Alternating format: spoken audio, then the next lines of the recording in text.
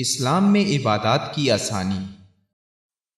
عن أبي ذر رضي الله عنه قال قلت يا رسول الله أي مسجد وضع في الأرض أول؟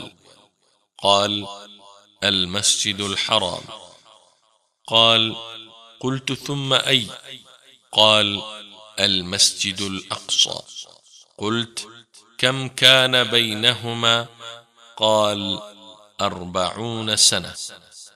ثم أينما أدركتك الصلاة بعد فصل فإن الفضل فيه.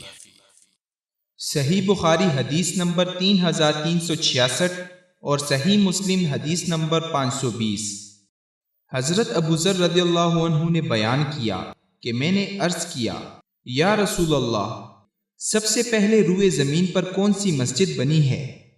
رسول اللہ صلی اللہ علیہ وسلم نے فرمایا کہ مسجد حرام۔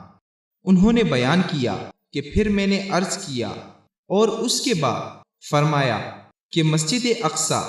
میں نے عرض کیا ان دونوں کی تعمیر کے درمیان میں کتنا فاصلہ رہا ہے؟ آپ صلی اللہ علیہ وسلم نے فرمایا کہ 40 سال۔ پھر فرمایا اب جہاں بھی تجھ کو نماز کا وقت ہو جائے وہاں نماز پڑھ لے، بڑی فضیلت نماز پڑھنا ہے۔ یعنی نبی کریم صلی اللہ علیہ وسلم کی امت کا یہ خاصہ ہے کہ جب نماز کا وقت ہو جائے تو جس جگہ چاہیں نماز پڑھ سکتے ہیں، سوائے ان جگہوں کے جہاں نماز پڑھنے سے منع کیا گیا ہے، جیسے قبرستان اور حمام وغیرہ۔